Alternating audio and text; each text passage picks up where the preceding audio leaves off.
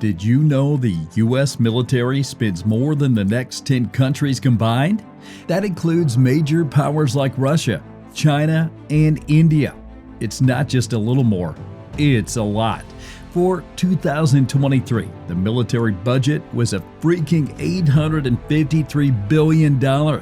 That's more than the entire economy of Switzerland. But where does all the money actually go? Today, we'll uncover the actual truth behind U.S. military spending. From $21 million for helicopters to $142 million fighter jets, we'll break down the cost and reveal where those billions really end up. Get ready, it's more surprising than you think. At first, we have operations and maintenance, O&M. This one category eats up $352 billion, more than the entire economy of Portugal. O&M is all about keeping the Department of Defense running smoothly. It's not flashy, but it's essential. Think fuel, equipment maintenance, admin costs, and training. O&M also funds less obvious but critical tasks like $39 billion for doctors and health services for active duty personnel, environmental cleanup where the military has left unexploded bombs or spilled chemicals, disaster relief and humanitarian aid, nearly $1 billion for anti-drug activities, security for international events like sports competitions, and then there are 1,250 military bases worldwide, including 800 outside the U.S. These bases come complete with Pizza Hut, McDonald's, and groceries flown in to make them feel like a slice of home. Because building a small America in another country isn't cheap. The global presence is why the U.S. military isn't your typical army. Most militaries defend borders and protect their homeland. The U.S., however, has a much bigger role, acting as a global policeman, enforcing rules and norms that benefit it as the world's dominant power. This influence comes at a cost, and that's one big reason the U.S. spends so much more on its military than any other nation. Now, moving on, the second largest chunk of the budget, personnel. The U.S. spends $172 billion on pay, benefits, retirement, and health care for its 3.4 million soldiers, reservists, and civilian personnel. By some estimates, this makes the Department of Defense the largest employer in the world, depending on how you count. They also invest in future talent, like the $28 million spent on recruiting artificial intelligence experts. The next big slice of the U.S. military budget is $140 billion for research and development, R&D, basically the future of warfare. To put it into perspective, that's roughly the entire economy of Morocco spent on imaging and building tomorrow's battlefield technology. A lot of this is classified, but we do know they're working on things like AI-powered drones to enhance targeting capabilities, autonomous submarines that operate independently, ship-based laser weapons designed to take out other ships, and even exoskeletons that can help soldiers strengthen stamina, though that tech isn't quite ready yet. Interestingly, military R&D doesn't just stay on the battlefield. Innovations like GPS, drones, voice recognition, the computer mouse, and even the internet all trace their origins back to Pentagon research. The web itself? Yep, born out of the military needs. Now coming up, we have the smallest category, construction.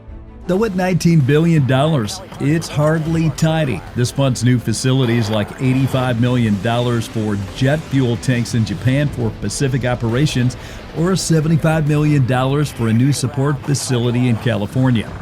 Now, on to procurement, the part you likely picture when thinking of military spending. With $67 billion, they're buying the tools of modern warfare. And wow, it gets expensive. $142 million per fighter jet. 77 bought last year with $14 billion requested for 83 more. $1.6 million per cruise missile with 600 purchased last year. $372,000 per troop transport vehicle with 3,700 acquired last year and another 3,100 on the wish list. $8.2 billion for 3 destroyer-class ships. $1.2 billion for 56 Black Hawk helicopters. And that's just scratching the surface. The Pentagon operates at a scale that's almost impossible to grasp, even with this simplified breakdown. The organization is so vast it struggles to account for itself. In fact, the Pentagon has never successfully passed an audit. For 6 years straight, independent accountants have tried to figure out where all the money goes and have repeatedly come up short. The Pentagon can't track 61% of its physical assets. Basically, billions of taxpayer dollars have gone missing. Even as wars like Afghanistan and Iraq wind down, U.S. military spending isn't slowing, it's climbing. It dipped briefly, but now it's on the rise. Why? Well, as we talked about earlier, the U.S. military isn't just about defending borders. It's the enforcer of global order, a role that requires a sprawling, expensive presence across the world. But there's another reason spending stays sky high, and this one's much more frustrating. Now, let me tell you a secret. A massive chunk of the budget, $466 billion, or 54%, doesn't go to soldiers or operations. It goes to private corporations. The U.S. government is surprisingly transparent about where this money is headed. Over the past 19 years, the same names dominate the list of defense contractors. Today, just 5 major players: Raytheon, General Dynamics, Boeing, Northrop Grumman, and Lockheed Martin. These big 5 defense giants have taken over what used to be a competitive market. 3 decades ago, there were 51 aerospace and defense contractors. Today, just 5 major players.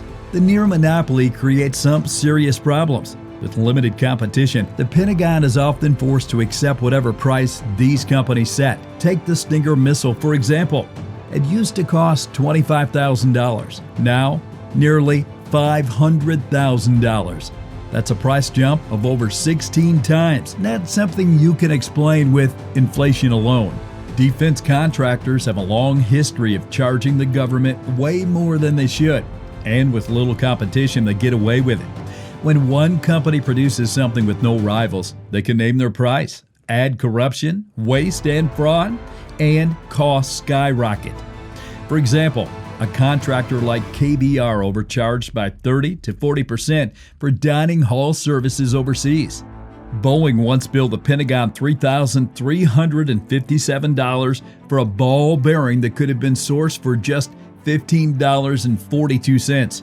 Investigations show that defense contractors often enjoy profit margins of 40 to 50%, far higher than most industries.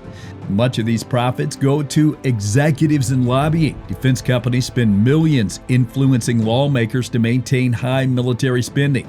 Lockheed Martin alone has spent $2.7 million this year on campaign contributions to both Democrats and Republicans, ensuring support for more defense budgets. Then there's the revolving door between the Pentagon and contractors. Retired military officials often join defense companies as executives or board members, using their insider knowledge to influence decisions.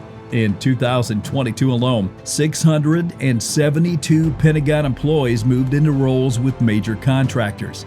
This close relationship between defense companies and the government ensures a cycle of high spending. Some lawmakers even own stock in defense companies, benefiting personally when military budgets grow. Others push for defense contracts because these companies create jobs in their districts, which helps lawmakers stay in office.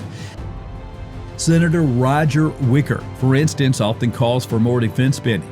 In Mississippi, the largest employer is a naval shipyard run by a defense contractor. Supporting these contracts brings jobs and economic growth to his state, making him popular with voters. Defense companies then fund his campaign, reinforcing the cycle. But the problem isn't just lobbying. The U.S. military budget reflects a larger issue. Building up military power often forces rivals like Russia and China to do the same. This arms race dynamic leads to spiraling cost and rising global tensions.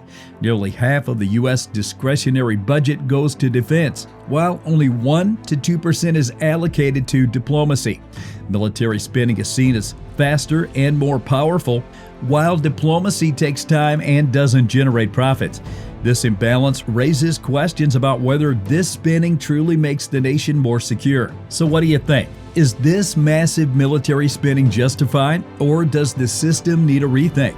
Let us know your thoughts in the comments below. And if you found this breakdown insightful, don't forget to hit that like button, subscribe to the channel, and share this video.